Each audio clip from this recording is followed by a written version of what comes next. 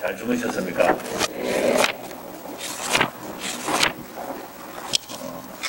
13쪽입니다.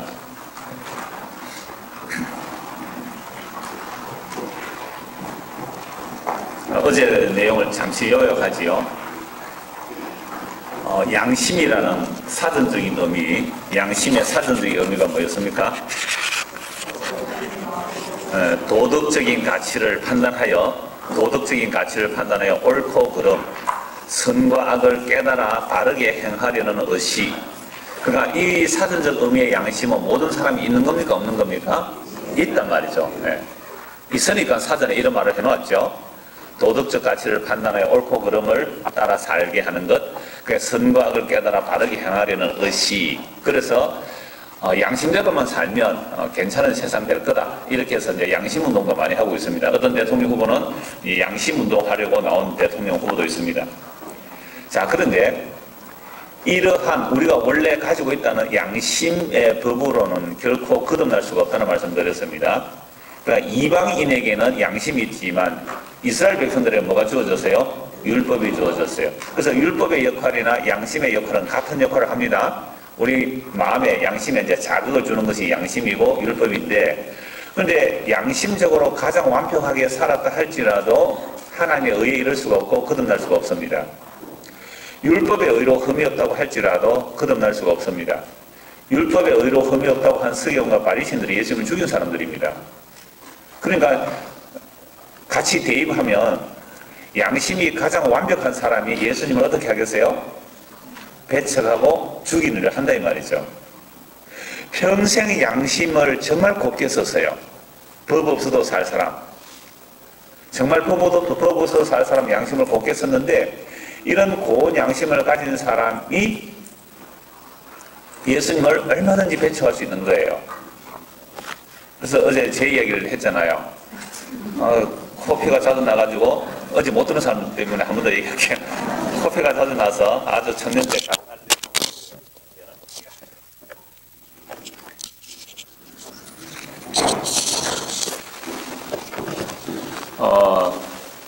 이민호가 갔더니 2만 원이래요. 치료비가. 뭐 보험, 그 당시 보험도 없고 하니까 이제 레이저로 혈관이 약간 찢어지는 거잖아요. 그런데 그때 제 주머니 전 재산이 8,000원 뿐이었어요. 8,000원 드리고 12,000원은 내일 와서 드릴게요 했단 말이에요. 왜? 코에 뭐 거즈를 넣어놔서 내일 병원에 오라 그랬으니까. 그런데 그날 밤에 이게 쑥 빠졌어요. 빠지고는 피가 안 나는 거예요. 근데 그 다음날 병원에 안 갔습니다. 왜 안 갔냐면 돈이 없어서 못 갔어요. 12,000원 어디 빌릴 데도 없고. 그래서 며칠 지났는데, 뭐 옛날에는 전화번호 이렇게 적고 그래 안 했단 말이죠. 그래서 한 달이 지나고 두 달이 지나고 1년이 지나고 2년이 지났어요. 그런데 그게 부산역 바로 밑에 보면 김광덕 이비인후과 아직도 있는지 모르겠어요. 그 앞을 지날 때마다 양심에 찔리는데 미치겠더라고요. 그래서 몇 년 지나서 12,000원을 마련해서 이자는 없고 봉투에 딱 편지를 써서 보냈습니다. 원장님, 제가 옛날에 이렇게 치료를 받았는데 사실은 이자도 드려야 되는데 아직 이자 드릴 형편도 아직 안 됩니다. 원금이라도 받으세요 하고 편지를 써서 보냈어요. 자, 이렇게 이건 하나의 예이지만 여러분들이 완벽하게 양심으로 깨끗하게 어렵게 살아온 사람을, 그러니까 어떤 예수를 믿는 사람이 당신은 양심적으로 그렇게 완벽하게 살았지만 당신 지옥 갑니다 라고 한다면, 양심적으로 살은 사람보다도 양심적으로 산 사람을 지옥 간다고 한 그 사람은 더 미워할 수 있어요. 왜요? 양심이 고운 사람은 그 말을 다른 사람이 참 당신이 양심 곱게 살았다 할지라도 그 사람은 또 뭐예요? 양심에 또 다른 가치를 느낄 수 있거든요. 양심 곱게 안 살았거구나 여러분들이 다. 이 말 하면 좀 이렇게 긍정이 생각해요. 예를 들어서 내가 마땅히 해야 할 말도 양심 때문에 못했단 말이에요. 그러니까 그 마음에 생각난 것 때문에 뭐예요? 또 괴로워하는 거예요. 입시에 이는 바람에도 나는 괴로워했다 뭐 이러고 있는 거죠. 그러니까 맨날 뭐만 하겠어요? 자기 가슴만 쳐요. 치지 마세요. 가슴만 멍들어요. 그래서 맨날 내 탓이요 그러고 있잖아요. 그래서 양심이 고운 사람이라도 율법적으로 완벽하게 의를 행했다 할지라도 그것으로는 결코 거듭날 수도 없고 하나님의 의에 이를 수가 없다는 거죠. 그래서 예수님을 믿는다는 것은 내가 완벽하게 양심적으로 살았고 완벽하게 율법적으로 살았다 할지라도 예수 그리스도의 십자가 앞에서는 나는 무조건 죄인입니다. 나는 전적으로 죄인입니다. 라고 할 수 있는 것을 믿음이라 그러거든요. 그러니까 이런 믿음은 사람에게서 나올 수가 없어요. 이미 우리는 선악과를 따먹고 난 아담의 후손들이기 때문에 선악 체계가 우리 안에 담겨져 있어요. 그러니까 양심의 사전적 의미가 뭐예요? 도덕적 가치를 선과 악을 따라 판단할 수 있는 것, 또 도덕적 가치를 판단하여 옳고 그름고 선과 악을 깨달아 바르게 행하려고 하는 의식 안에는 의지도 들어있잖아요. 이런 자들이 내가 전적으로 죄인이라고 아예 말을 못하게 되었습니다. 내가 죄인은 죄인이지만 그렇게 나쁜 죄인은 아니라고. 너 완전히 죄인이야 이렇게 말하면 아니 나 10% 정도는 착한 일도 했다고 이렇게 나오잖아요. 그러니까 99% 만약 착한 일을 한 사람, 99% 율법 지키는 사람은 10% 지키는 사람 보고 뭐라 그래요? 너는 낙제생 이렇게 말할 거 아니에요. 이 세상에 이게 양심이나 율법이라는 원리가 다 이렇게 작동하고 있거든요. 그래서 여러분들 자녀가 99점 받아오시면 뭐라고 해요? 잘했다 그러잖아요. 10점 받아오면 매를 들죠. 근데 하나님 보실 때는 99점이나 10점이나 똑같이 빵점이에요. 왜요? 야고보서 2장 10절에 보면 모든 율법을 지키다가 하나만 못 지켜도 모두 어긴 것이 되는 거예요. 왜? 살인하지 말라 하는 분이 간음하지 말라고 말씀하셨잖아요. 살인 안 했더라도 간음했으면 다 죄를 지었단 말이에요. 이게 하나님께서 보시는 시각이 이런 거죠. 그러니까 하나님은 완전하신 분이에요. 하나님 절대 거룩하신 분이죠. 그 절대적으로 완전하고 거룩하신 분 앞에 인간이 윤리적으로 100점이라고 하고 율법으로 100점이라고 해도 그것이 하나님 앞에 안 통한다는 거죠. 문제는 율법으로, 그래서 이방인들에게는 양심의 기능들이 율법의 기능을 대신하지만 특별히 이스라엘에게 계시를 주셨어요. 이 율법이라는, 구약의 율법이라는 계시를 주셨단 말이죠. 그러니까 이 계시를 받아가지고 이스라엘 백성들이 자기의 죄를 깨닫고 예수님을 믿는 것, 하나님의 약속을 믿는 것, 하나님의 약속의 신실함을 믿는 것, 이렇게 나가는 게 아니라 이 율법을 가지고 자기를 단장하기 시작했다니까요. 그래서 율법 받지도 못한 이방인들 보고 뭐라고 해요? 너희들은 율법 줘봤자 지킬 능력도 없으니까 안 줬지. 그러니까 너희들은 개돼지야. 우리는 사람이야, 사람. 하나님의 형상으로 만드는 사람이야. 그래서 하나님께서 우리에게 율법을 주셔서 그럼 우리는 이 율법을 지킬 능력이 있어. 이게 유대인들의 착각이었어요. 이게 선민의식이었어요. 이방인들은 전부 개같이 취급했습니다. 그래서 유대인들이 선민의식은 목이 곧은 백성이 될 수밖에 없어요. 천하 인간에 살아계신 하나님께서 직접 말씀하신 나라가 어디 있어요? 친히 시내산에서 강림하신 하나님이 어디 있느냐 말이죠. 친히 손가락으로 율법을 써서 주신 나라가 어디 있습니까? 그러니까 이스라엘 백성들은 목이 곧을 수밖에 없는 겁니다. 어떤 세상의 나라의 신들도 인정 안 해요. 유일하신 여호와 하나님, 여호와만 하나님이다. 여호와만 하나님이다. 그런데 예수가 하나님이라 그러니까 어떻게 해요? 그렇게 때려 죽이잖아요. 율법으로는 유일하신 하나님, 여호와 하나님이에요. 그걸로 자기를 단정했단 말이죠. 이렇게 율법으로 단정해서 나는 율법의 의로는 흠이 없다 한 그 사람들이 예수를 죽였단 말이죠. 그 중에 한 사람이 바울이죠. 바울도 율법의 의로는 흠이 없이 살았습니다. 율법의 의로 흠이 없이 살려면 모세 오경에만 나오는 율법이 613가지예요. 613가지만 지켜서 의로운 거 아니에요. 거기에 장로들의 유전과 전통이 있습니다. 안식을 기억하여 거룩하게 지키라. 한마디 안에 49가지 규칙이 붙습니다. 그게 탈무드라는 것도 율법의 넓은 해석이에요. 탈무드라는 것도 어마어마한 내용인데 그것도 율법의 넓은 해석이거든요. 뭐 할라카, 하카탁 하는 그런 내용들을, 그러니까 유대인들의 율법 해석집들이 굉장히 많아요. 그런 전통들을 다 지켜야 돼요. 그 정도로 율법의 의로 흠이 없단 말이에요. 여러분 어저께인가 아랫께인가 어제 저녁입니다. 주일날 저녁이었네요. 세계 테마 기형에서 잠시 봤는데 그 유대인들은요 지금도 머리에 그거 보신 분 세계 테마 기행 영어로 나왔습니다. 자막 영어로 나오고 한국인 가이드가 소개하니까 한글이 가끔씩 나왔어요. 바빴어요. 그러니까 그림 보고 자막 보고 이래야 한다고. 옆에 이 경문 차는 거 보셨어요?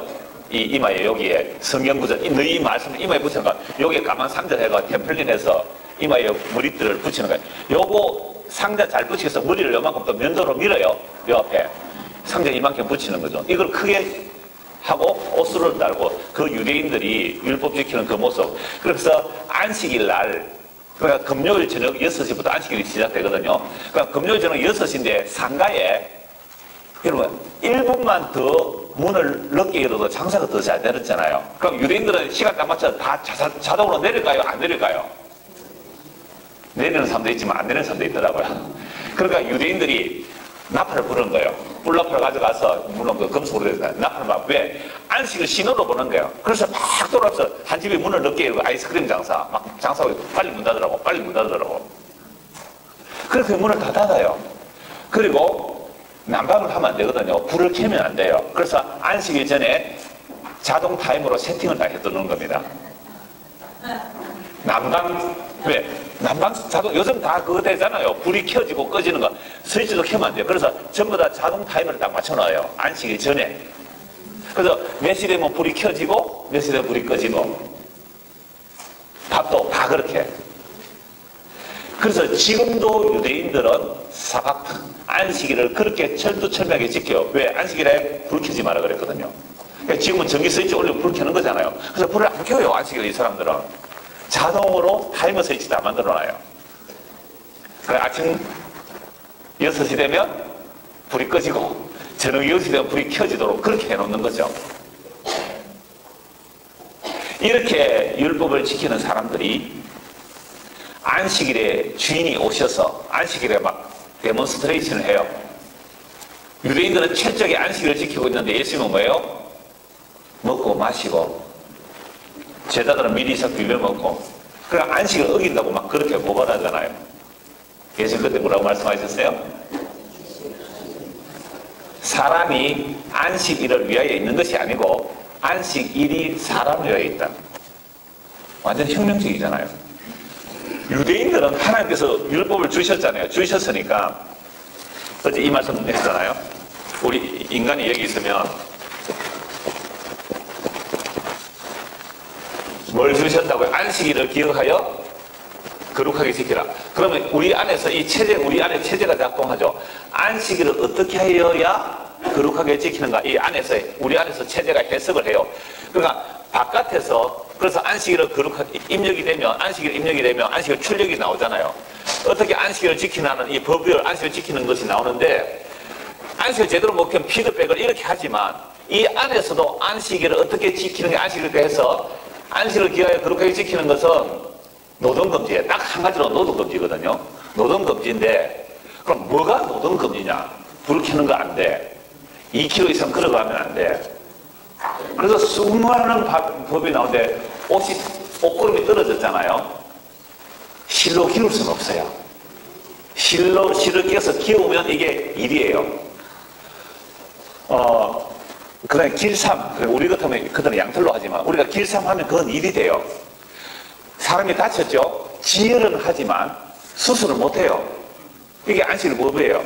이게 담이 길 가다 담이 무너졌는데 사람이 실렸으면 싹 끄집어보고 살아있으면 끄집어내요. 죽어서 못 일어나야 돼요. 끄집어내어서 피를 안 나도록 지혈을 하지만 약은 못 발라요. 이게 안식을 기하여 거룩하게 지키기 위해서 일의 규정을 얼마나 아버지를 만드는 거죠. 이렇게 해서 안식을 지켜나간 거죠. 그런데 이 안식일 법이 이 유대 세금 바리새인에게 주어졌을 때에 이제 출애굽 안식을 이런 거에 하고 49가지 규칙이 나올까요? 49가지. 이렇게 행동해야 뭘 한 거예요? 안식일을 기억하여 그렇게 지킨 것이 되는 거예요. 그런데 예수님 오셔서 어떻게 이거 안 해버리죠. 안식일 날 병자 고쳐줘요. 일부러 안식일을 병자 고쳐줘요. 그러니까 서기관 바리새인들이 뭐라고 그래요? 왜 안식일 날 병자를 고쳐주냐? 병자를 고쳐주는 것은 치료행위거든요. 산지 관련된 그 중풍병자를 일어나라. 뭘 들고 와요? 침대를 들고 와요. 침대를. 뚫들 말고 침대를 들고 가는 거죠. 그러니까 사람들이 뭐라 그래요? 야, 네 안식일에 왜 침대 들고 가냐? 그랬을 때 이 들고 가는 사람이 뭐라 그래요? 아, 내보고 일어나라 해는 그 사람이 들고 가라 하는데 뭐 내가 어쩝니까? 말씀의 근능이죠. 이런 식으로 안식을 기가 그렇게 지켰단 말이죠. 이런 자들이 안식이 내가 안식일의 주인이다, 내가 안식의 완성이다 하고 오신 예수님을 죽이더라 이 말이에요. 그래서 안식일의 노동금지는 뭐 제가 강의도 했고 설교해서 많이 들으셨겠지만 안식일의 노동금지는 가장 중요한 것이 두 가지인데요. 출애굽기 20장의 10계명에서는 안식을 기가에 그렇게 지키라 노동금지인데 왜 노동금지하냐면 천지 창조를 하나님이 하셨어요. 우리는 천지 창조 아무것도 한 게 없어요. 오늘 아침에 해 뜨도록 기도하신 분 아무도 안 했잖아요. 근데 해가 찬란하게 해가 떴죠. 봄이 와서 꽃이 피도록 기도해 보신 분 아무도 없잖아요. 꽃이 피었어요. 천지 창조를 하나님이 하시고 오늘도 만물을 붙들고 계세요.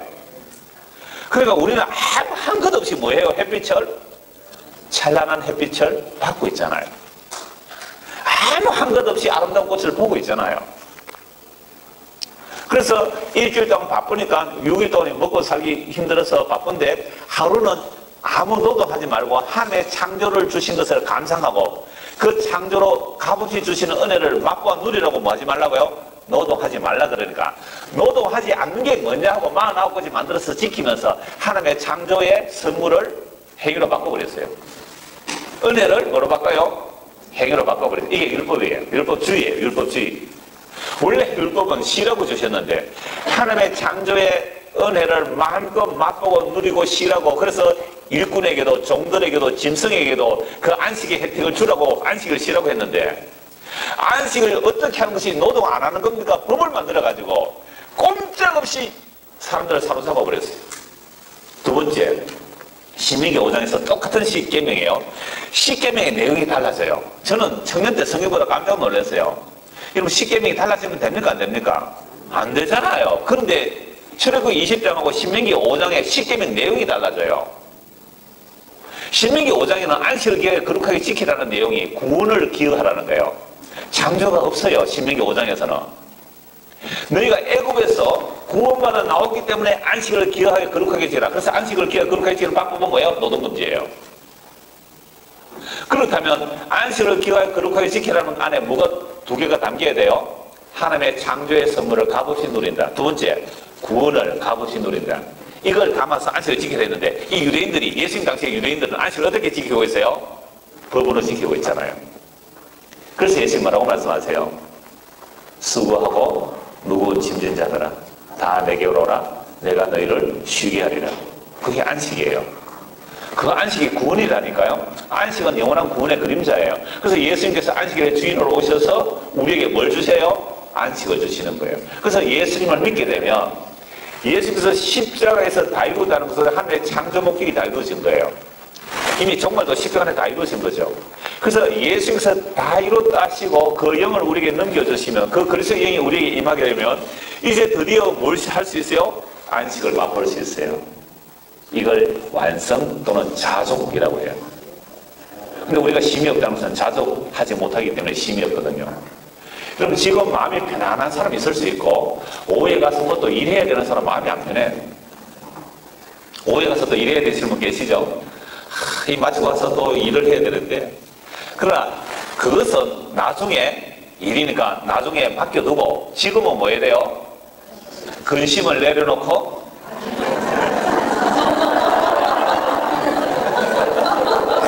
지금은 근심을 내려놓으세요. 지금 주의 말씀이 선포되는 자리에서도 이 안식을 맛보지 못한다면 가장 불행한 자들 여러분들이 아니 돈 4만 원씩 주고 저 경기도 서울에서 여기까지 와가지고 돈 회비만 4만 원이지 차비까지 하면 10만 원이 넘게 들잖아요. 근데 여기 와가지고 그거 안식도 하나 맛 못 본다면 뭐라고 하세요? 밥 먹으러 가세요. 장사익 씨가 정말 노래 잘하잖아요. 저는 그 사람 노래 듣고 정말 깜짝 놀랐어요. 질레꽃 노래 듣고 하얀 옷 입고 하얀 그 흰 한복 입고 하얀 중절모 서고 나와서 질레꽃 노래 부르는데 세상에 태어나고 그렇게 노래를 처음 들었어요. 그거 벌써 오래전인데 하도 잠을 자다 새벽 2시에 잠이 안 와서 TV를 켰더니 그 노래가 나오고 울었어요. 그 노래 듣고. 그래서 당장 장사의 CD를 샀죠. 그래서 CD 차에 넣고 막 맨날 듣고 그랬는데, 근데 마침 그 창원 성산아트홀에 공연이 왔어요. 우리 교인 중에 성산아트홀 근무하는 분이 있어서 제가 장사 얘기를 한 번 했더니 표를 하나 끊어줬어요. 상당히 비싼 표였어요. 그래서 집사람하고 갔더니 노래를 잘 하더라고요. 그러더니 나중에 되니까 제가 그거 보고 좀 실망을 했어요. 역시 엔터테이너구나. 목사들도 사실 엔터테이너예요. 왜? 인기 없으면 안 된다 하더라고. 옛날에 제 신학교 때 돌아가신 목사님이 돌아가서 발표를 하거든요. 교회에서 할 때 발표를 하니까 제가 하고 이제 뒷문을 돌아가는 사이에 그 얘기를 했대요. 앞으로 설교는 저런 식으로 해야 된다고. 저런 식으로 해야 된다고. 그렇게 나는 못 들은 다른 사람들은 다 하더라고. 그러니까 막 운명식 있잖아요. 그런 것은 시대적으로 뒤떨어진다 얘기를 하더라고. 그때 내가 그랬는데 뭐냐면 그때 엔터테이너 얘기를 했어요. 목사직도 인기직이다 얘기를 하더라고요. 그분이. 그래서 장사익 씨가 뭐라고 했냐면 이렇게 말했어요. 여러분들 오늘 비싼 돈 주고 여기 공연 보러 왔는데, 그러면서 자기 장사익 씨 부르는 노래는 한인 맺힌 그런 노래거든요. 우리가 심정을 울려줘야 한국 사람이라면 이렇게 잘 울림이 되는 그런 노래인데, 무슨 노래를 했더라? 어떤 대중유행가예요. 그런 걸 하면서 이렇게 말하는 거예요. 사모님, 오늘은 가정을 잊으시죠? 이러는 거예요. 무슨 말인지 잘 모르지만 사모님, 오늘 밤은 가정을 잊으시지요. 저는 그 말에 좀 실망을 해가지고 내가 너무 좋게 본 거죠. 어떻게 저렇게 세속적인 말을 할 수 있을까? 그래서 제가 한동안 안 들었어요, 노래를. 제가 왜 이 말씀을 했을까요? 여러분, 오늘 내일이는 잊으세요. 지금 주님과 지금 춤춰야 될 시간이에요. 예수님과 춤춰야 할 시간이란 말이죠. 그러니까 가정을 잊으세요, 이 말이에요. 그만하려고 이렇게 빙빙 돌려서 말했나? 예수 그리스도 안에서 참된 안식은 이런 거예요. 내 눈에는 당신만 보여요.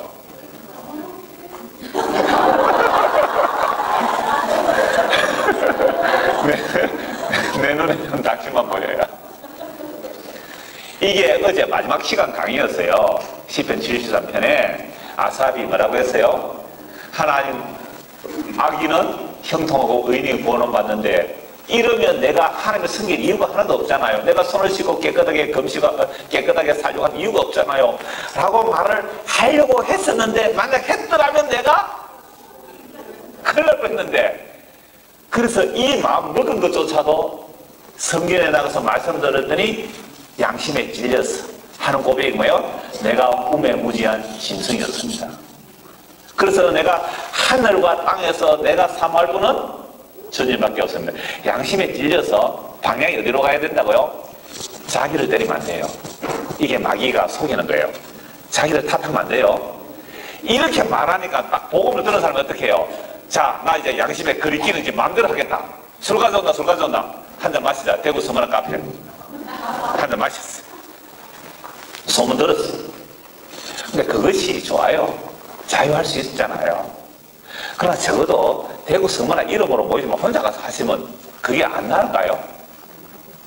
양심이 약한 사람이 그걸 보고 시험 들면 어떻게 하실래요?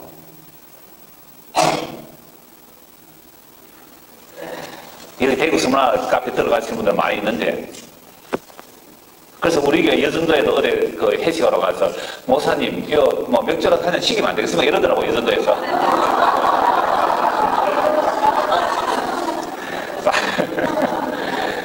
그러니까 우리나라 문화적인 현상 속에서, 문화적인 상황 속에서 뭐 막걸리 한잔 할 수 있죠.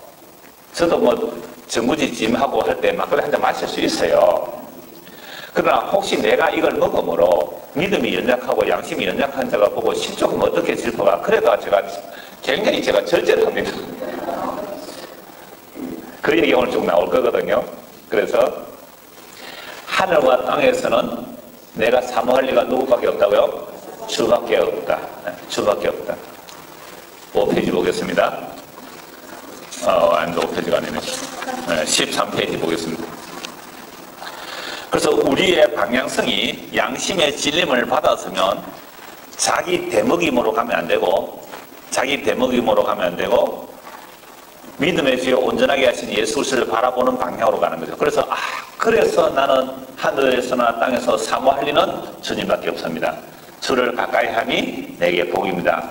자, 구약의 양심의 마지막 부분이었고요. 자, 신약에서 처음 나오는 양심의 부분입니다. 요한복음 8장 9절 같이 읽읍시다. 그들이 이 말씀을 듣고 양심의 가책을 느껴 어른으로 시작하여 젊은이까지 하나씩 나가고 오직 예수와 그 가운데 섰는 여자만 남았더라. 너무 잘하는 말씀이죠. 현장에서 가늠하다가 잡혀온 영이에요. 저는 통과하는 자 이렇게 제목을 붙였더니 세상에 통과하는 여자라고 제목 붙인 설교는 처음일 거다 하면서 역시 문학과가 다르지 현장에서 잡혀온 여자가 훨씬 낫잖아 이렇게 한 사람이 있더라고요. 여기 앞에 있는 여기 어떤 작가가 그랬다. 자기 책 제목이야. 그 사이트 이름이 유다는 교회 간다는데 책 이름이었잖아. 현장에서 잡혀온 여인. 어느 게 좋아요? 현장에서 잡혀온 여인이 좋아요? 통과하는 여자가 좋아요?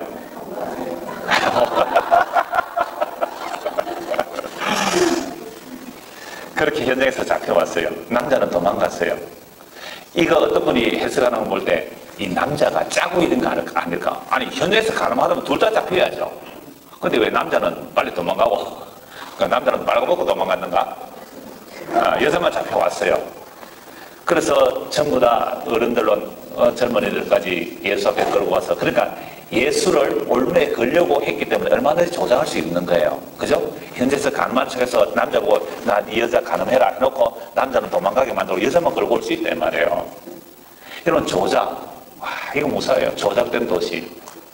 더 플랫 꼭 영화 보신 분 계세요? 더 플랫. 벌써 보신 분 계세요? 한두 분 보셨네요. 18대 총선 개표를 했을 때에 이상한 점이 발견된 거예요. 개표소에서 개표를 발표하기 전에 방송에서 이미 개표 결과가 나와버렸어요. 이게 한두 군데, 수십 군데가 나왔어요.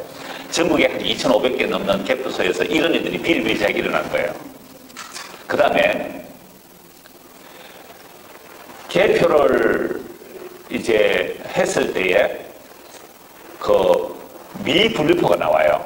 그럼 예를 들면 90%는 분류되어 나와요. 분류되고 한 10%는 미분류표인데 미분류표를 나누는데 박근혜 표로 항상 많이 갔어요. 이게 1.5% 많이 간 거예요.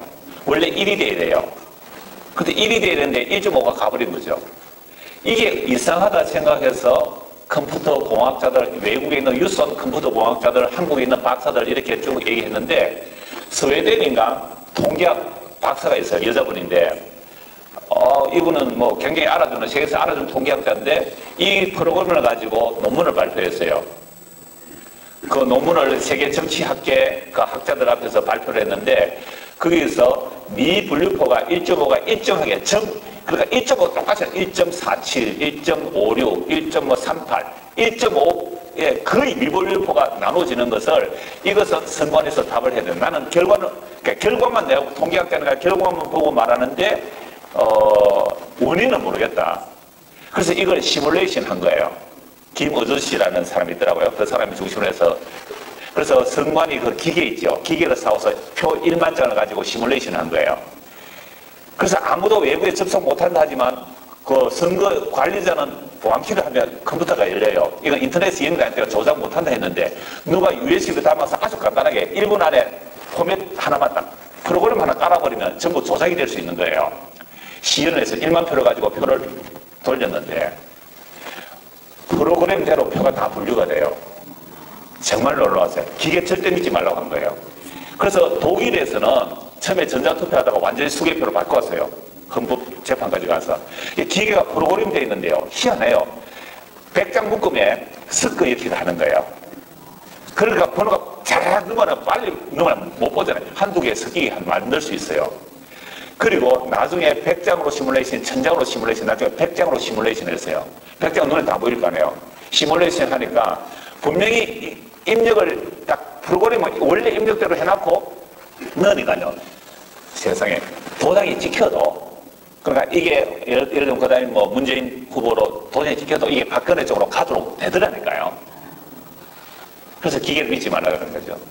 이 이야기는 사실은 노무현 대통령 선거할 때도 이 말이 있었어요. 그 기계가 조작됐다는 얘기 나온 거 들어보셨죠? 기계 믿지 말라는 얘기를 하는 거죠. 제가 왜 얘기를 하냐면 우리 인간이 아까 제가 입력과 출력 얘기했잖아요. 입력과 출력이 그대로 나오지 않는다는 거죠. 우리 안에 뭔가 프로그래밍 되어 있어요. 그러니까 프로그래밍 되어 있으니까 딱 프로그래밍 된 그대로 나오는 거예요. 그래서 그 사람이 논문을 쓴 사람이 선관위에서 답을 해라고 계속 질문했는데 선관위에서 답이 없었어요. 근데 선관위에서 얼마 전에 답을 이런 식으로 했어요. 미분리표는 도장을 잘못 찍었거나 할 때에 그 할머니들이, 연세 많은 할머니들이 찍을 때 도장을 잘못 찍어서 분류된 것이고, 그러다 보니까 이거 분명히 이제 서로로 표시를 해서 다시 이쪽으로 넘겼으니까 그것은 아무래도 박근혜 쪽으로 표가 많이 갈 수 있다라는 그런 답을 하긴 했다 그래요. 근데 영화에서는 답이 없었다 그렇게 말하죠. 세상은 속이기도 하고 속기도 하고 그렇게 가는 세상에 언제까지요? 저녁 오시는 그날까지. 그런 것도 안 속아야 되겠지만 그런 것은 속아도 사실은 괜찮아요. 한 5년 고생 좀 하면 되죠 뭐. 그죠? 그런 거 속아서 5년 좀 고생하면 또 다음에 또 정권이 바뀌기도 하니까. 근데 진짜 속지 말아야 되는 것은 뭐예요? 속지 말아야 돼요? 하나님 말씀이라 속지 말아야 되잖아요. 왜요? 이것은 5년이 걸린 게 아니에요. 영원히 걸린 거죠. 선거의 선택이 5년을 가겠지만 대통령 선거는 우리는 예수 그리스도를 제대로 알고 믿지 못하면 영원히 걸린 문제거든요. 그래서 이 역사 속에서 말씀을 알고 복음이 어떠한지를 알고 말씀 듣고 믿는 그렇게 중요합니다. 왜요? 우리 안에 인식체계 우리 안에 시스템이 정확하다면 입력되면 출력이 그대로 나와요. 제가 오늘 여기서 한 200명 되시는 여러분들에게 말씀을 전했는데 나중에 나가면서 설문조사 한번 해볼까요? 출구조사 한번 해볼까요? 뭘 들었는지 느낀 점 생각합니다. 200명이 다 달라요. 맞지요? 그러니까 사람들은 자기 듣고 싶은 대로 들어요. 왜 그래요? 안에 우리의 시스템, 이 인식체계, 우리 인간의 선악과 다문 이후의 인간의 시스템은요, 다 오류가 나요. 전자공학 전문하신 분, 전자장치에는 오류 나와요, 안 나요? 전자장치 해놓으면. 대답을 안 하시는데. 그러니까 얼마든지 오류가 난다면. 그러니까 우리 인식 자체가 오류가 있으니까 입력이 되는데 이 입력된 오류가 그대로 출력되는 게 아니라 어떻게 해요? 안에서 재해석되어서 출력이 되는 거예요. 이게 선악을 담은 인간은 자기 중심으로 옳고 그름, 선과 악을 판단하기 때문에 나로서는 100% 의롭다고 할지라도 하나님 보실 때는 너는 이미 선악과 따먹은 상태에서 의와 선을 행했기 때문에 내가 볼 때는 그게 바로 죄야. 이렇게 나오는 거예요. 이걸 누가 인정하겠습니까? 인간 안에서도 살신성인이 있죠. 남은 있어 죽잖아요. 얼마든지 이런 강제구 소령입니까? 수리탄을 자기 품에 안고 대신 죽는 사람 있잖아요. 이렇게 또 그 일본의 지하철에 떨어진 사람을 한국 사람이 올리고 자기는 죽었잖아요. 이수현 맞죠? 그래서 이 사람은 일본에서요 아주 존경받아요. 그래서 일본에는 신이 많으니까 그분도 신격화해서 제사 지내고 그렇게 해요. 의인이라고. 그러니까 이렇게 양심적으로 사는 사람 많단 말이죠. 그래서 양심적으로 완벽하거나 율법적으로 어렵다 할지라도 하나님 보실 때는 이미 너희들의 선악체계 안에서 선과 의를 나누기 때문에 나는 인정 안 해. 그걸 죄라 그래요. 자, 그래서 율법에서 간음하지 말라. 간음하면 돌로 쳐 죽여라. 율법이 있단 말이죠. 그러니까 이 율법의 입력을 딱 받은 사람들이 현장에 간음하는 여인을 끌고 왔어요. 전부 돌을 쳐고 들고 있죠. 예수님, 모세 율법에 의하면 이 여자를 돌로 치라고 했는데 당신은 어떻게 하겠습니까? 올무에 걸려고 했죠. 예수님은 용서를 얘기했잖아요. 이 여자를 용서하면 모세 율법을 어기는 사람이기 때문에 예수님을 모세 율법을 어기는 자로 몰아가려고 한 거죠. 그때 예수님 땅에 글을 쓰고 계셨어요. 막 고함을 지르겠죠. 막 채근을 하는 거죠. 어떻게 하겠느냐고. 예수님 조용히 일었습니다. 침묵했겠죠. 딱 한마디 말씀하죠. 뭐라고 말씀하시죠? 너희 중에 죄 없는 자가 돌을 치라. 양심에 찔려. 예수님의 말씀이 양심에 찔린 거예요. 양심에 찔려 어른으로 시작하여 아이까지 하나씩 다 나가. 여러분 시끄럽게 나갔을까요? 조용히 나갔을까요? 이 예수님 말씀의 능력이에요. 너희 중에 시 없는 자가 돌을 치라. 어른으로부터 왜 어른이 먼저 나갔을까요?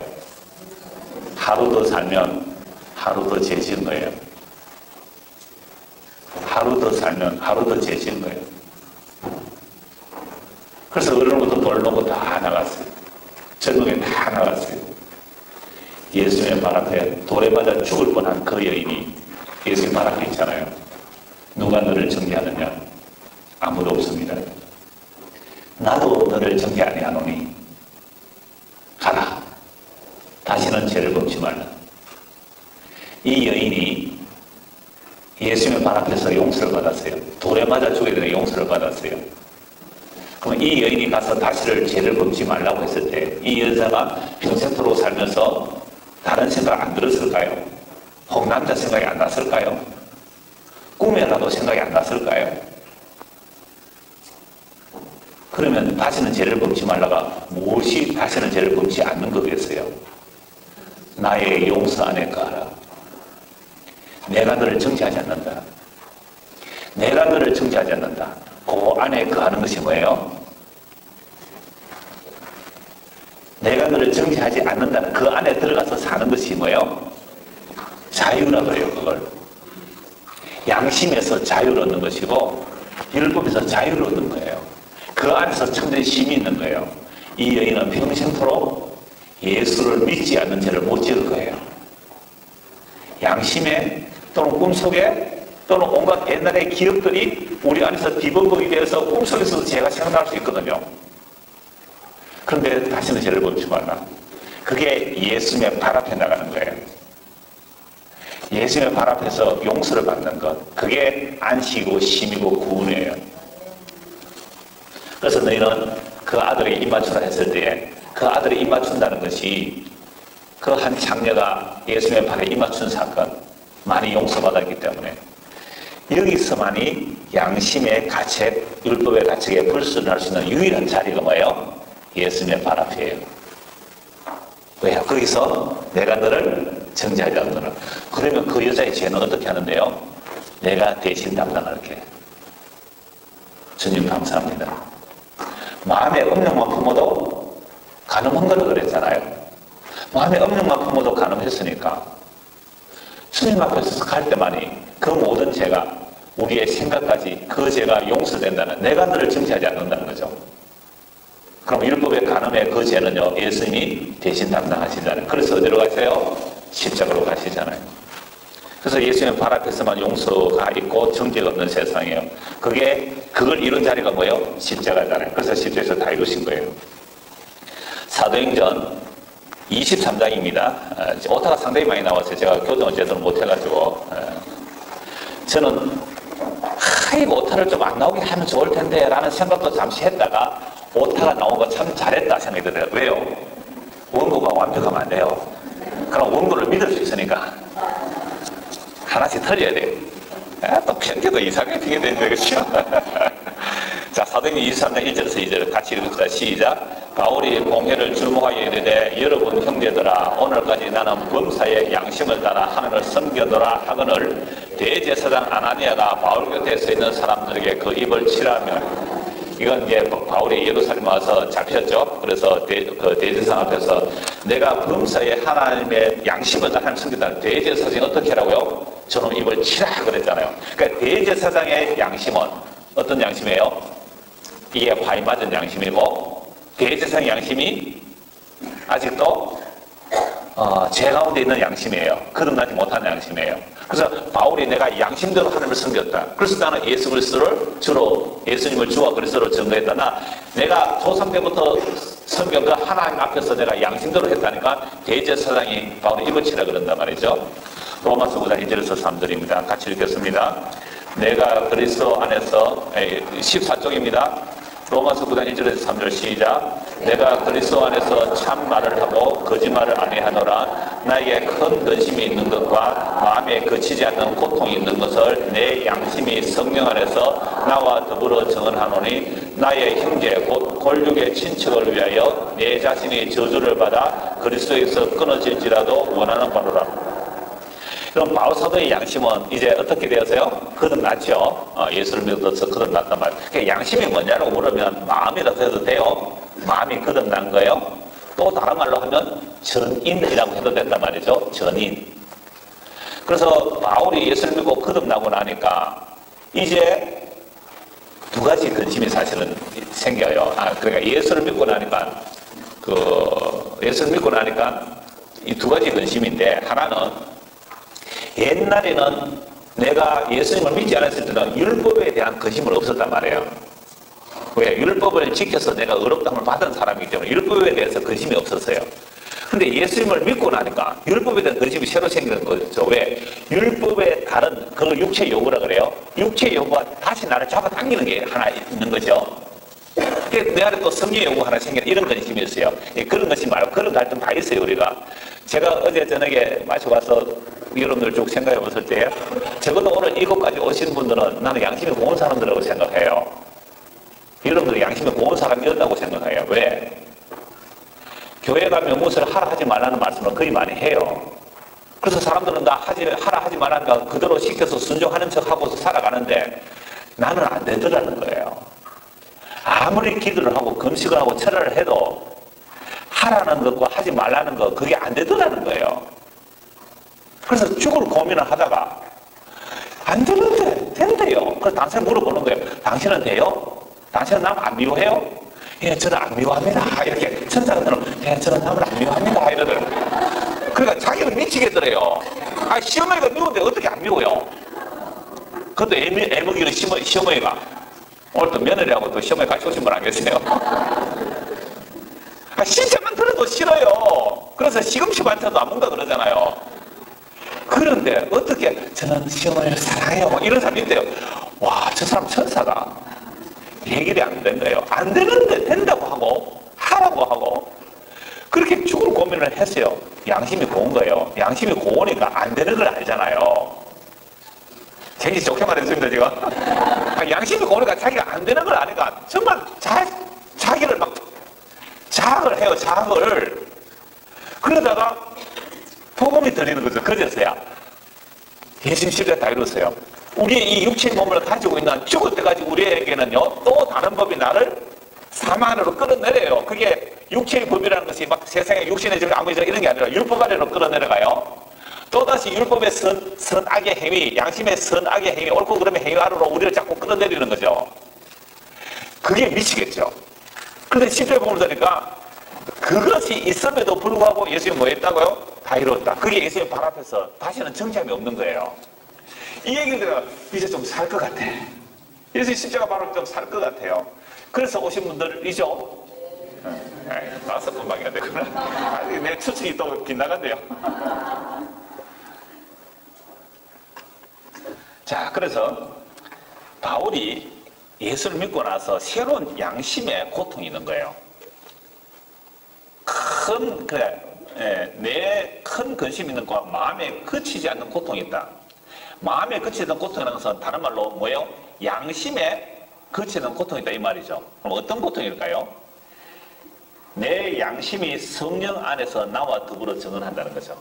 그러니까 성령이 임하여서 거듭난 사람은 그 성령이 임한 사람이 바울의 뭘 통해서 증언해요? 양심을 통하여서. 그러니까 양심이라는 것은 다른 어떤 특정한 좌소가 있다 보지 말고 뭐라고 보면 돼요? 마음이라고 보면 돼요. 또는 전인으로 보시면 돼요. 그러니까 바울이 예수를 만나와서 거듭나고 나니까 자기 동족이 생각나잖아요. 동족이 누구예요? 바울의 동족이? 이스라엘. 율법을 받았잖아요. 그죠? 약속을 받았잖아요. 제사장이 있잖아요. 그렇게 놀라운 하나님의 은혜를 받은, 하나님의 혜택을 받은 이 이스라엘 백성들이 예수를 믿지 않으니까 그게 뭐예요? 마음의 고통이에요. 내가 너무 마음에 고통한다는 것을 내 양심이 성령으로 더불어 적어낸다 이 말이에요. 바울이 로마의 편지를 보내면서 로마에 많은 유대인들이 있었을 거 아니에요. 유대인들을 염두에 두고 이 편지를 쓰는 거죠. 이방인이 예수 믿은 자들을 위해서 쓴 것도 있지만 유대인들을 염두에 두고 이 말을 쓴 거예요. 그러니까 바울을 사람들은 뭐라고 해요? 저 유대인의 배신자 이렇게 볼 거 아니에요. 유대교회를 배신한 놈 이렇게 보잖아요. 그래서 유대인들이 바울을 죽이려고 했습니다. 그러니까 바울이 아니다. 나는 내 동족이 정말로 예수를 믿기를 원한다.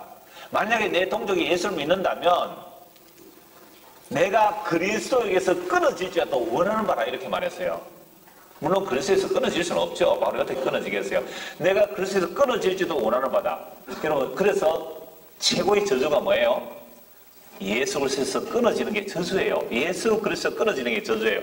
내가 그런 저주를 받는다 할지라도 내 동족이 회개하고 예수를 믿겠다면 나는 좋겠습니다 라는 말을 하는 거죠. 이 말이 내 양심으로 말합니다 라고 하면서 이 양심을 말하면서 누구를 증인으로 세워요? 성령이 나의 양심으로 더불어 말씀합니다. 그래서 그 다른 번역을 한번 보죠. 밑에 좀 굵은 글자가 있죠. 내 양심이 성령 안에서 이것을 증언하여 줍니다. 그래, 내 양심이 거듭난 양심이죠. 성령이 이것을 증언합니다. 나 유대인들을 위하여 너무 고통 가운데 있습니다 라는 것을 말하고 있죠. 내 양심이 성령을 힘입어서 이것을 증언하여 줍니다. 성령으로 움직이는 내 양심도 그것이 사실이라고 말해줍니다. 영어로서는 제가 발음이 별로 안 좋지만 And the Holy Spirit is a witness to my conscience. 성령, Holy Spirit, 성령께서 뭐요? 증인이다. 뭐와 함께? To my conscience. 나의 양심과 더불어. 그래서 성령과 양심과 성령이 어떤 관계인지 말하고 있죠. 로마서 13장 4절에서 5절입니다. 4절에서 5절 다 안 되어 있네요. 요 한 절만 읽읍시다. 같이요. 시작. 그러므로 복종하지 아니할 수 없으니 진노 때문에 할 것이 아니라 양심을 따라 할 것이라. 이것은 세상의 정당한 권세에 대한 굴복을 말해요. 정당한 권세 또는 세금의 문제에 있어서 그 권세자들이 진노 때문에 하지 말고 어떻게 하라고요? 양심을 따라. 그래서 사실 그 조세저항이 한국에서 일어나는 이유가 뭘까요? 조세저항이 왜 일어나요? 세금 똑바로 써라! 이렇게 해서 이제 조세저항이 일어나요. 물론 부자들은 세금 포탈해서 더 부자 되려고 세금은 안 내겠지만, 그래서 조세저항이 있다 할지라도 적어도 성도라면 어떻게 해요? 세금 똑바로 내십시오. 뭘 따라? 양심을 따라. 그것도 오타가 하나 나오는데 그 두 번째 줄에 밑에 두 번째 줄에 조서 했는데 조세입니다. 조세장이 있지만 그렇다고 할지라도 자기 양심 따라 하시면 돼요. 목사님 세금을 내야 되는가 말아야 됩니까? 어떻게 하면 돼요? 당신 양심대로 하십시오 이러면 되잖아요.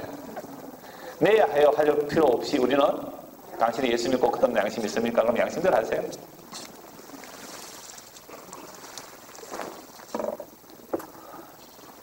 고린도전서 8장 1절에서 6절입니다. 우상의 재물에 대하여는 우리가 다 지식이 있는 줄을 아나 지식은 교만하게 하며 사랑은 덕을 세우나니 만일 누구든지 무엇을 아는 줄로 생각하면 아직도 마땅히 알 것을 알지 못할 것이요 또 누구든지 하나님을 사랑하면 그 사람은 하나님도 알아주시느니라. 그러므로 우상의 재물을 먹는 일에 대하여는 우리가 우상은 세상에 아무것도 아니며 또한 하나님 한 분밖에 없는 줄 아노라. 비록 하늘이나 땅이나 신이라 불리는 자가 있어 많은 신과 많은 주가 있으나 그러나 우리에게는 한 하나님 곧 아버지가 계시니 만물이 그에게서 났고 우리도 그를 위하여 있고 또한 한 주 예수 그리스도께서 계시니 만물이 그로 말미암고 우리도 그로 말미암아 있느니라. 원래 만물이 아버지께로부터 있는데 우리가 인식할 수 있는 그 만물이 주로부터 있다는 분은 누구예요? 예수님이란 말이죠. 예수 그리스도께서 계시니 똑같이죠. 만물이 그에게서 났다 그러는데 예수님도 뭐라고 그래요?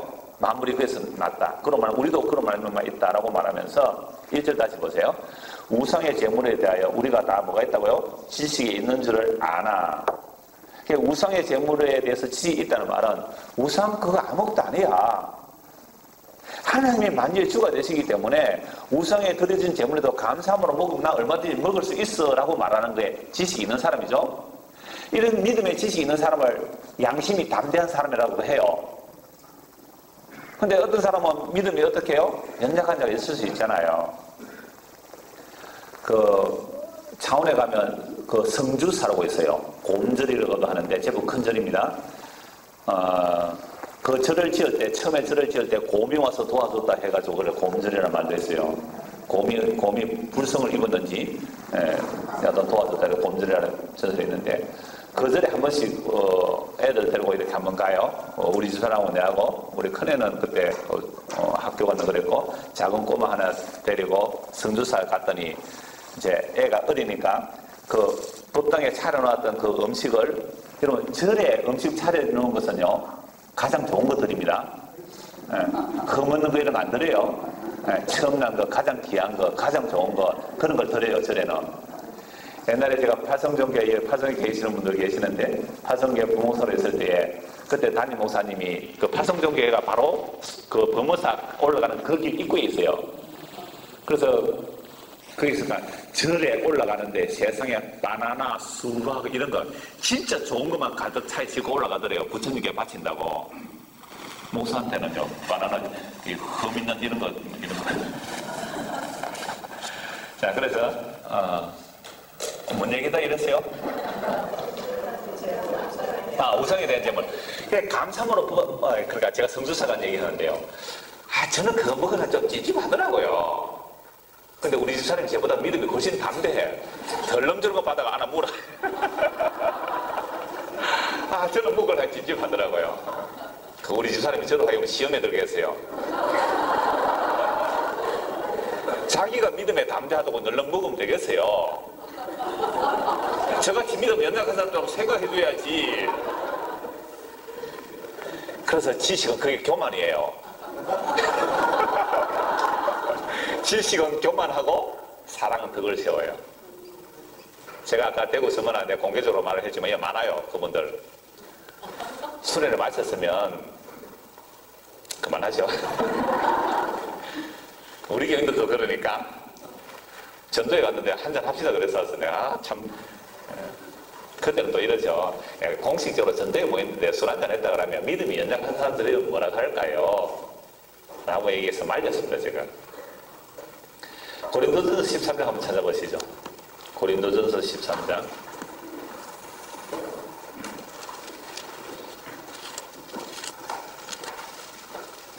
사랑장이죠. 1절에서 3절 한번 보겠습니다. 13장 1절에서 3절 같이 한번 읽겠습니다. 시작.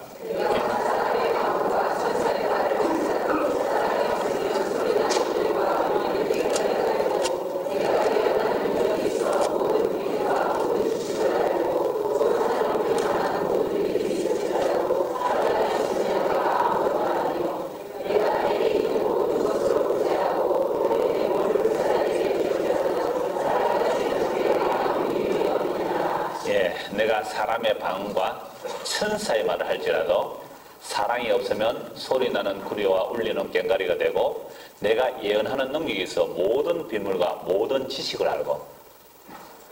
보고 만나는 사람들 지식이 놀라워요. 얼마나 놀라운 지식은 헬라 히브리어 원어까지 파자 다 하고요. 그렇게 놀라운 지식을 아시고 있다고 그래요. 예언한 능력이 있고 모든 비밀과 모든 지식을 알고 또 산을 옮길 만한 모든 믿음이 있다 할지라도 사랑 없으면 내게 아무것도 아닙니다.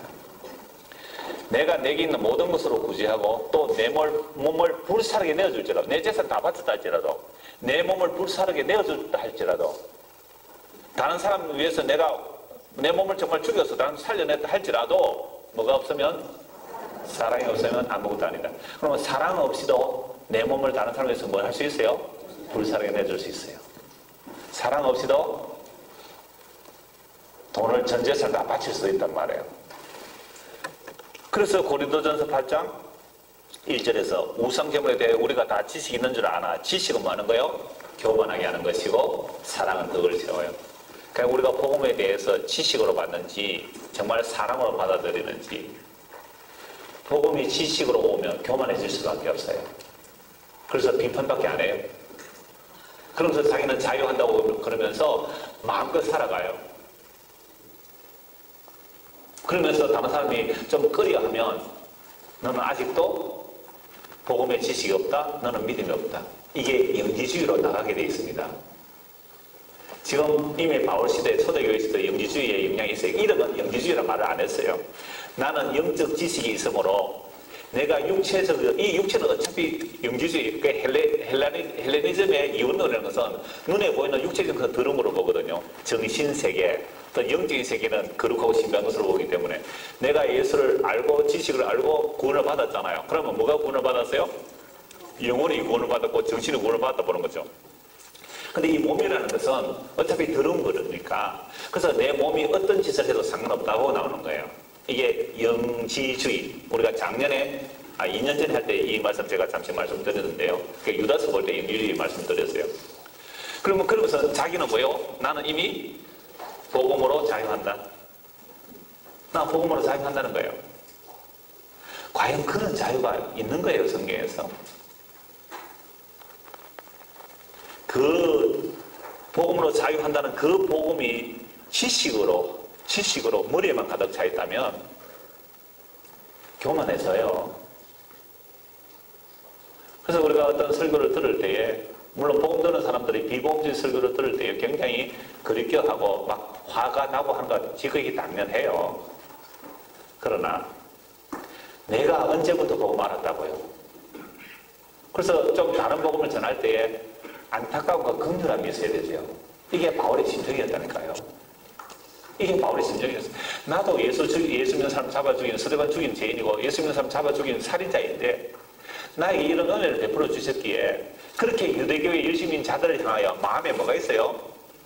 내 양심에 고통이 있는 것을 성령이 증거하고 있다는 거예요. 우리가 언제부터 복음 알았는데요? 알면 얼마나 합니까? 정말로 내가 복음을 들었다면 안타까움이 있어야 돼요. 한국 교회를 위해서 기도해야 돼요. 하나님 긍휼을 베풀어 달라고. 정말 십자가의 복음은 이런 것이 아닌데 우리의 욕심이 이러한 길로 우리가 만들었습니다. 이거 우리 책임입니다. 라고 그 양심의 고통을 그렇게 느껴야 되는 거 아니에요? 물론 그렇게 하다가 핍박받는 것은 달게 받으십시오. 마땅히 받아야 되죠, 그것은. 이걸 제가 말씀드리고 싶어서 이 수련 주제가 이거였어요. 복음을 듣는 자들이 자유한다고 하는데 그 놀라운 지식들을 뭐에 사용하고 있느냐 그러니까 자기 육체의 기회를 즐기는 일에 사용하고 있는 거예요. 그동안 내가 종교생활을 하면서 교회 다니면서 내 마음대로 못했던 그 육체의 욕망들, 율법으로 꾹 눌려놨던 욕망들, 양심으로 꾹 눌려놓았던 욕망을 인간은 뭘 해도 죄인이니까 죄인이다 하니까 그래서 어디 복음으로 자유를 얘기하니까 거기서 그냥 완전 해방구예요. 해방구. 아노미 현상이에요. 이런 모습을 봤을 때에 여러분 복음적이지 않는 사람들 우리를 봤을 때 그걸 보고 야 당신들은 정말로 복음으로 자유하군요. 나도 그런 예수 믿고 싶어요. 이러겠어요. 꼴 좋다. 잘들 하고 있네. 이러겠어요. 이거 양심에 우리 좀 질려야 돼요. 양심의 생활 좀 받아야 돼요. 물론 저도 뭐 율법적으로 자르다가 복음을 듣고 나니까 훨씬 자유하게 된 거 많아요. 그래서 일부러도 막 율법이 금지한 것들을 일부러도 막 어겨도 보고 그런 적도 있어요. 사실은. 그게 여러분들을 정말 자유케 하시던가요? 그게 정말 예수님의 십자가의 사랑으로 이끌어 가던가요? 아 자유다. 좋다. 그게 뭐 때문에 자유해요? 여러분 사랑이라는 것은 아까 얘기했잖아요. 사랑이 없으면 꽝이에요. 사랑 없으면 율법적 지식 복음적 지식 그거 꽝이에요. 사랑 없다면. 사랑이 뭔데요? 예수 그리스도의 사랑이에요. 십자가의 사랑이에요. 그 십자가의 사랑이 내 앞에 보이는데 그 복음적 지식을 가지고 내 마음대로 산다고요? 그래서 14쪽 밑에 봅시다. 우상 제물에 대하여 자유하는 자가 있습니다. 그러나 다 그렇지 않습니다. 그러므로 양심의 가책이 되어 그 양심이 약하게 되고 더러워지는 자들이 있다는 겁니다. 그러므로 우리의 자유한다는 양심으로 행한 일로 인하여 믿음이 약한 자를 넘어지지 않게 하라고 합니다. 믿음이 약한 자를 양심이 약한 자로도 봅니다. 믿음이 약한 자 뭐예요? 양심이 약한 자. 그들로 넘어지지 않게 하라. 이러면 딱 복음적 지식이 있는 사람 이렇게 도전합니다. 목사님, 믿음이 약한 자가 넘어질 수 있나요? 믿음은 선물인데 작은 믿음에 큰 믿음에 들어왔다면 그게 넘어질 수 있나요? 이렇게 또 따지더라고요. 저는 그런 건 잘 모르겠습니다. 이럽니다. 자, 이어지는 7절 13절 보십시오. 그러나 이 지식은 뭐예요? 이 지식은 뭐예요? 나는 뭐든지 자유할 수 있다. 이 당시에 나오는 음식은 다 우상에게 제물로 바쳐지는 거예요. 고기가 나오는 것은. 다른 모든 음식은 고기예요. 특히 이런 고대 사회로 올라갈수록 고기가 귀한 거 아시죠? 예, 고기가 귀해요. 그래서 고기는 함부로 도축 못하게 했어요. 그래서 신에게 바쳐진 다음에 이제 판매하도록 그렇게 법으로 만들어 놔요. 그럼 시중에 고기가 나올 때는 거의 다가 뭐요? 우상제물에 들어진 제물이에요. 그래서 나는 이제 복음을 듣고 뭐 했다? 자유한다. 마음대로 먹을 수 있다. 라고 할 수 있단 말이죠. 그러나 이 지식은 모든 사람에게 있는 것이 아니므로 어떤 이들은 지금까지 우상에 대한 습관이 있어 우상의 제물을 알고 먹는 거로 그들의 양심이 약하여지고 더러워지느니라. 이거 우상의 제물인데 알고 먹었단 말이에요. 근데 양심이 어때요? 찝찝한 채로 먹었어요. 그러니까 어떻게 해요? 양심이 찝찝해지는 거예요. 양심이 그래서 더러워지는 거예요. 그래서 음식은 우리를 하나님 앞에 내세우지 못하나니 우리가 먹지 않는다고 해서 더 못 사는 것도 아니고 먹는다고 해서 더 잘 사는 것도 아니니라. 그런즉 너희의 자유가 믿음이 약한 자들에게 걸려 넘어지게 하는 것이 되지 않도록 조심하라. 이게 사랑으로 향하는 거예요.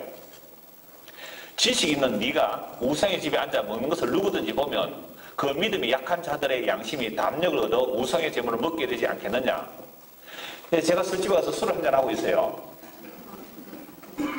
그러면 저는 자유할 수 있어요. 뭐 술집에 가서 술 한잔 할 수 있죠. 왜 그거 못하겠어요. 마음껏 자유한다고 술을 한잔하고 있는데 제가 요즘 어디 가면요. 목사님 회사 가서 어디 못 들어가. 인터넷으로 보는 사람이 많으니까 나는 그를 모르지만 그는 나는 알잖아요. 우리 장로는 이제 처음에 인터넷 봐서 알 거 아니에요. 이야, 이상한 목사 뭐 복음 전한다 해줬다면 저 술집에 가서 막걸리 마시고 있더라. 이럴 거 아니에요. 여러분, 예수님은 안식을 하는 거였어요. 먹기를 탐하고 술을 즐기는 자라고 그랬잖아요. 근데 예수님은 일부러 그랬단 말이에요. 왜요? 일부러 걸려 넘어지게 하려고 그랬었어요. 걸려 넘어지게 하려고. 그런데 우리가 예수님이 아니잖아요. 그래서 너희의 자유가 믿음이 약한 자들에게 걸려 넘어지게 하는 것이 되지 않도록 조심하라. 지식 있는 네가 우상의 집에 앉아 먹는 것을 누구든지 보면 그 믿음이 약한 자들의 양심이 담력을 얻어 우상의 집에 먹게 되지 않겠느냐. 자기는 자유 못하는데 우상의 제물을 찝찝한 채로 먹는 거예요. 그럼 마음이 어때요? 찝찝해져요. 그러면 네 지식으로 그 믿음이 약한 자가 멸망하네. 아니 어떻게 멸망할 수 있어요? 내가 행동으로 다사 멸망시킬 수 있어요? 막 또 이렇게 따져요. 잘 모르겠습니다.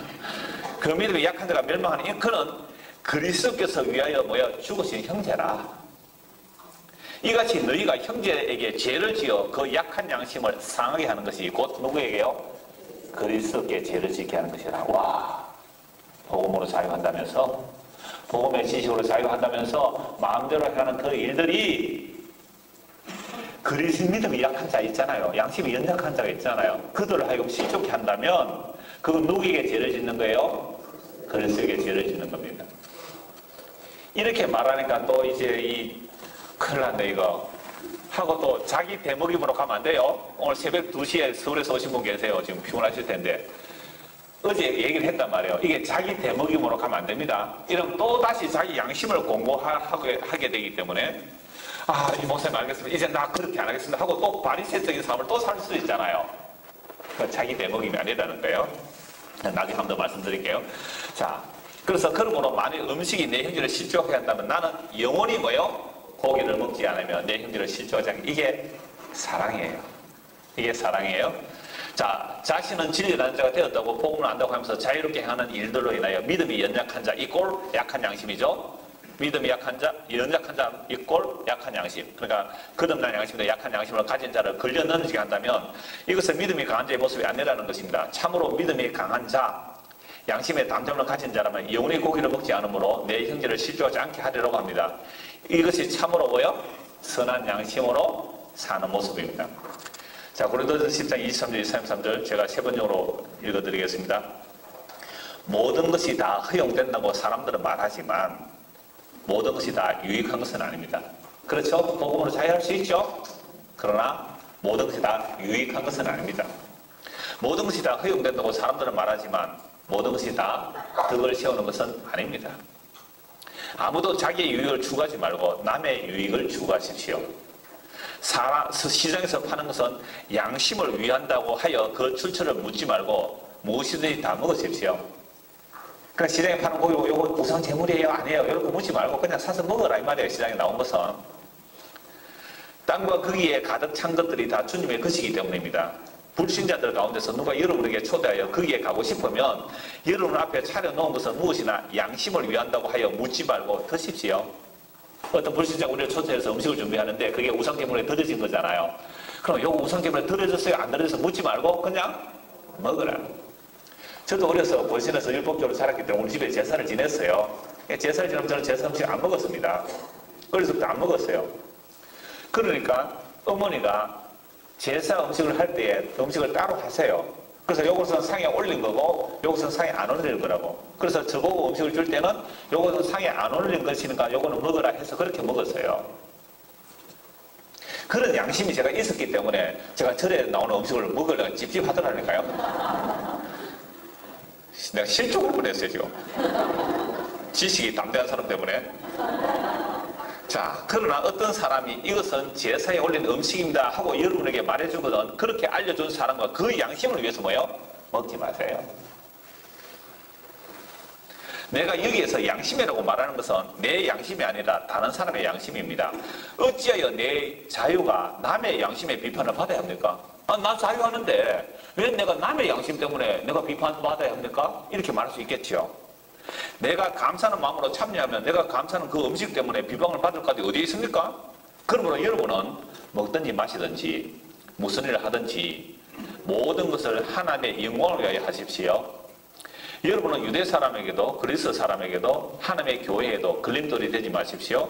나도 모든 일을 모든 사람의 마음에 들게 하려고 했습니다. 그것은 내가 내 이로움을 구하지 않고 많은 사람의 이로움을 추구하며 그들이 구원을 받게 하려는 것입니다. 사랑은 자기의 유익을 구하지 아니하고. 고린도후서 1장 12절입니다. 고린도후서 1장 12절 같이 읽읍시다. 우리가 세상에서 특별히 너희에 대하여 하나님의 거룩함과 진실함으로 행하되 육체의 지혜로 하지 아니하고 하나님의 은혜로 행함은 우리 양심이 증언하는 바니 이것이 우리의 자랑이라. 바울 사도가 고린도 교회 편지를 보내면서 내가 육체의 지혜로 하지 않고 하나님의 은혜로 행한다는 것이 뭐예요? 우리 양심이 증언합니다 라고 말하는 거예요.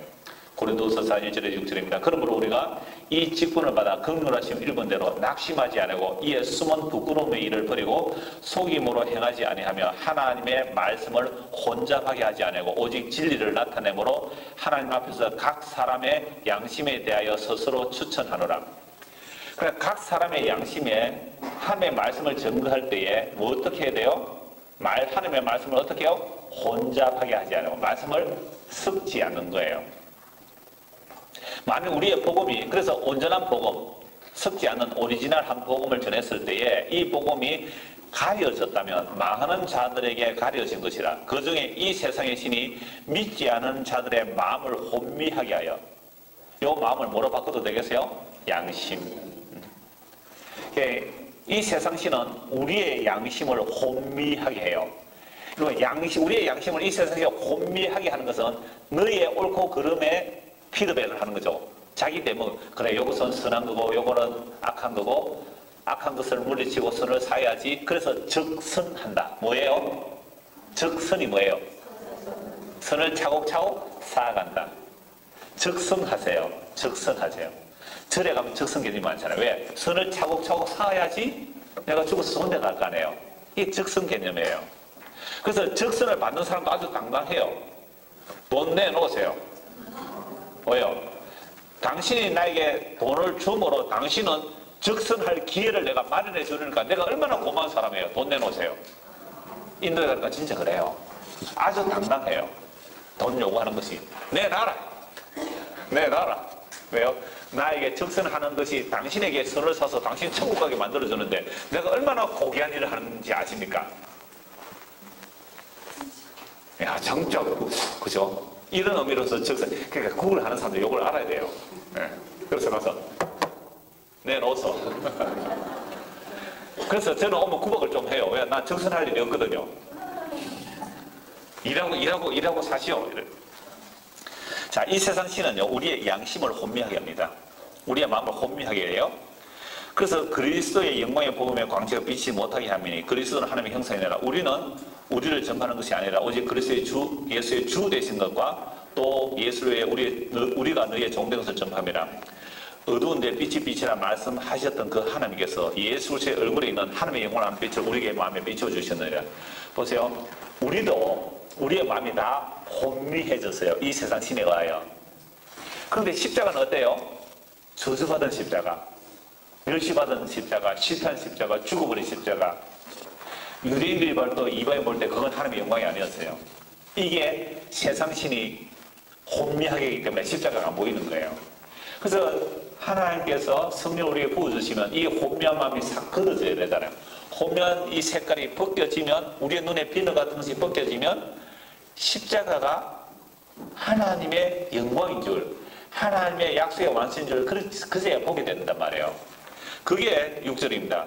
어두운데 빛이 빛이라, 천지를 창조해 빛이 있으라 했던 그 빛, 이게 요한복음 1장에 누구예요? 예수님이고 생명이잖아요. 그 빛, 예수 그리스도의 얼굴에 있는 그 광채, 그 영광을 아는 빛을 우리 마음에 비춰주셨어요. 이게 양심이 거듭나는 거예요. 이 예수를 믿음으로 마음이 혼미해진 자리에서 밝아진 거죠. 그래서 눈에 비늘 같은 것이 벗겨지고 우리 양심이 이렇게 예수 그리스도의 십자가가 무엇인지 알고 믿는 것, 이걸 양심이 회복되었다, 양심이 거듭났다, 이렇게 말하는 거죠. 이렇게 양심이 거듭난 사람은요, 날마다 성령의 충만함을 받아라. 성령의 충만함을 받는 게 뭐겠어요? 양심에 민감해지는 거예요. 양심에 민감해져요. 성령이 양심으로 더불어 말하니까. 그러므로 성령의 책망에 민감해질수록 자기 대먹임으로 가면 안 된다 그랬잖아요. 어디로 가야 된다고요? 믿음의 주여 온전하게 하시는 예수, 믿음의 창시자요 믿음의 완성자이신 예수 그리스도로 향하여 가는 것이 그 성령이 우리 양심으로 더불어 일하시는 모습이에요. 그래서 디모데전서 1장 3절 7절입니다. 내가 마게도냐로 갈 때에 너를 권하여 에베소에 머물러 한 것은 어떤 사람들을 명하여 다른 교훈을 가르치지 말며 신화와 끝없는 족보에 몰두하지 않게 하려 함이라. 바울 사도가 에베소를 떠나면서 에베소에 누구를 남겨둬요? 디모데를 남겨둔 거예요. 남겨둔 이유가 뭐라고요? 바울이 떠나고 나면 복음을 전했는데 다른 복음 전하는 자들이 외부에서도 올 것이고 내부에서도 일어날 거예요. 희한해요. 똑같이 바울의 복음을 들었는데 에베소 교회 안에서 내부에서 다른 복음 전하는 자가 나올 수 있고 또 외부에서 들어오는 거죠. 그래서 디모데를 남겨둔 거예요. 그래서 이 외부에서 오는 자들이 뭘 가르치냐면 다른 교훈을 가르치는데 신하와 끝없는 족보, 이 유대주의자들의 특징이에요. 법통이에요. 법통, 전통. 이걸 따지는 자들, 신화와 족보를 몰두하지 말게 하려고 디모데를 남겨둬요. 이런 것은 믿음 안에 있는 하나님의 경륜을 이름보다, 믿음 안에 있는 하나님의 경륜은 십자가의 완성이에요. 그것보다 도리어 변론을 내는 것이라. 이 교훈의 목적은 청결한 마음과 선한 양심과 거짓 없는 믿음에서 나오는 사랑이거늘 사람들이 이어서 벗어나 헛된 말에 빠져 율법의 선생이 되려 하나 자기가 말하는 것이나 자기가 확증하는 것도 깨닫지 못해요. 여러분, 이 말씀이 오늘 복음 전한다는 우리 넓은 교회 주변으로, 아까 대구 서문학에 있을 때 미안합니다. 이 공개적으로 녹음되고 다 들으실 건데, 미안합니다. 대구 서문학 취소, 넓은 교회를 해야 됩니다. 이거는. 이 넓은 교회 사람들이 이러한 율법의 선생이 되려고 하는 자들이 많이 나올 수 있단 말이에요. 근데 자기가 말하는 거 확증하고 깨닫지도 못해요. 자, 그래서 선한 양심 이꼴 뭐예요? 거짓 없는 믿음. 선한 양심 이꼴 뭐예요? 청결한 마음. 청결한 마음, 선한 양심, 거짓 없는 믿음은 결국 뭐로 나와요? 사랑으로 나와요. 지식으로 안 나와요. 지식은 교만하게 하는 것이고 사랑은 덕을 세우는 것으로 나와요. 디모데전서 1장 18절에서 20절입니다. 디모데 1장 18절에 20절 같이 읽겠습니다. 아들 디모데야, 내가 네게 이 교훈으로서 명하노니 전에 너를 지도한 예언을 따라 그것으로 선한 싸움을 싸우며 믿음과 착한 양심을 가지라. 어떤 이들은 이 양심을 버렸고 그 믿음에 관하여는 파선하였느니라. 그 가운데 후메네오와 알렉산더가 있으니 내가 사탄에게 내준 것은 그들로 훈계를 받아 신성을 모독하지 못하게 하려 함이라. 자, 믿음의 선한 삶을 사오라 했는데 어떤 사람은 믿음과, 그래서 디모데에게 믿음과 뭘 가지라고요? 착한 양심을 가지라. 예, 믿음을 가지라는 말이 뭐예요? 착한 양심을 가지라는 말과 같아요. 이거 뭐 거듭난 양심을 말해요. 어떤 이들은 이 양심을 버렸고, 이 양심을 버렸다는 말이 무엇과 같은 말이에요? 그 믿음에 관해 파선했다는 말과 같잖아요. 그래서 믿음과 양심을 어떻게 해요? 같이 봐야 되는 거죠. 믿음을 버렸다 뭐요? 양심을 버렸다. 같은 말이란 말. 그 가운데 이름을 딱 적어놨어요. 누구예요? 후메네와 알렉산더. 이 사람들은 완전히 이거 막 2000년 동안 요구 듣는 사람들이에요. 바울한테 잘못 지켰어. 자, 믿음과 착한 양심을 가지랍니다. 어떤 이는 이 양심을 버리고 그 믿음에 관해 파선했다고 합니다. 그런 자가 후메네와 알렉산더가 있다는겁니다. 이들을 사탄에게 내준 것은 그들로 훈계를 받아 신성을 모독하지 못하게 하려 함이라고 합니다. 여기서 사탄이 내준 것을 출교로 볼 수도 있어요. 그러므로 이러한 심판을 통하여서도 구원을 염두에 두고 있습니다. 고린도서 3장 5장 3절에서 5절 보면 그 악한 자를 어떻게 해요? 사단에게 내어주었다. 또는 죽였다. 심판에 넘겨줬다. 그로 하여금 육체로는 죽임을 당하게 하고 영어로는 그리스도의 날에 살리기 위해서. 그래서 심판조차도 뭘 하는 거예요? 심판조차도 회개를 염두에 둔 심판을 하라 이 말이에요. 자, 요 디모데전서 1장 바로 앞에 12절 17절입니다. 나를 능하게 하신 그리스도 예수 우리 주께 내게 감사하면 나를 충성히 대히 여겨 내게 직분을 맡기시니 내가 전에는 비방자요 박해자요 폭행자였으나 도리어 긍휼을 입은 것은 내가 믿지 아니할 때에 알지 못하고 행하였습니다. 자, 지금 믿음에 파선하고 양심에 그리끼는 일을 한 자를 쫓아내라고 하고 사탄에 내어줬다고 하지만 자기는 지금 뭐라고 말해요? 나도 원래 그런 사람이었습니다. 나도 원래 그런 사람이었습니다. 우리 주의 은혜가 그리스도 예수 안에 있는 믿음과 사랑과 함께 넘치도록 풍성해도다. 믿보다 모든 사람이 받을 만한 이 말이여 그리스도 예수께서 죄인을 구원하시려고 세상에 임하셨다 하여도다. 죄인 중에 내가 개수니라. 그러나 내가 긍휼을 입은 까닭은 예수 그리스도께서 내게 먼저 일체 오래 참으심을 보이사 후에 주를 믿어 영생 얻는 자들에게 본이 되게 하려 하심이라. 영원하신 왕 곧 섞지 아니고 보이지 아니고 홀로 하나이신 하나님께 존귀와 영광이 영원 무궁하도록 있을지어다. 아멘. 자, 이 복음에는 오직 그리스도의 뭐만 드러나요? 은혜만 드러나죠. 그리스도 예수의 은혜만 드러나요. 인간은 죄인 중에 개수로 드러납니다. 이 복음에서 멀어지는 것이 뭐예요? 착한 양심 곧 믿음에 파선한 것이라고 말하는 거예요. 착한 양심이란 뭐예요? 자기 자신이 죄인 중에 개수임을 아는 거예요. 그래서 이 양심에서, 이 믿음에서 양심이 더러워지고 이 믿음에서 파선됐다. 이 양심 파선됐다. 뭐에서 벗어나 버렸어요? 자신이 죄인 중에 개수였습니다라는 사실을 잊어버리니까 뭐가 나오는 거예요 이제? 내가 복음으로 이렇게 자유한다.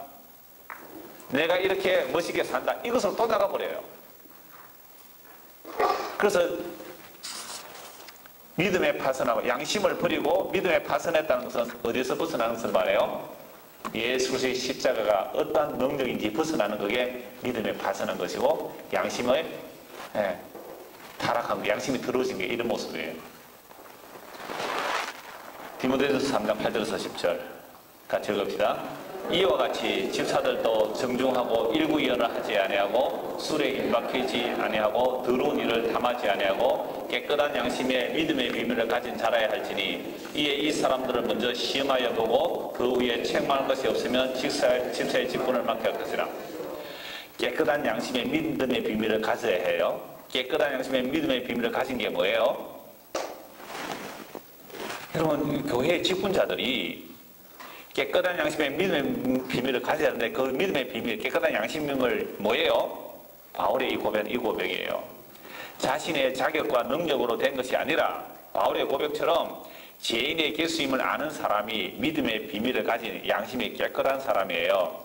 교회의 직문 틀렸죠? 교회의 직분이 세상의 가치관과 얼마나 다른지 참 놀랍습니다. 자신이 죄인 중에 개수임을 알지 못하니 직분을 마치 감소처럼 생각하는 것입니다. 세상에 직분이 높아질수록 그들먹거려요. 근데 교회는 직분이 있을수록 높아질수록 오히려 죄인 중에 개수를 아는 자가 직분을 맡아야 돼요. 그래서 바울이나 베드로는 이들의 고백은 동일합니다. 예수 믿는 자를 죽인 바울이나 예수님을 3번이나 저주고 맹세한 부인한 베드로가 예수 그리스도의 십자가는 잘할 게 없는 자들이에요. 이들이 사도요, 이러한 자들이 교회의 직분자가 되어야 돼요. 그래서 여러분 앞으로 교회에서 혹시 집사, 장로 투표할 때 어떤 사람 뽑으면 되겠어요? 네, 진짜 제인주의 개수인 줄 알고 말로만 하는 사람이 너무 많아서 또 분별하기 힘들긴 하지만 10분 쉬고 나머지 시간 하도록 10분 쉬고 이어서 하겠습니다.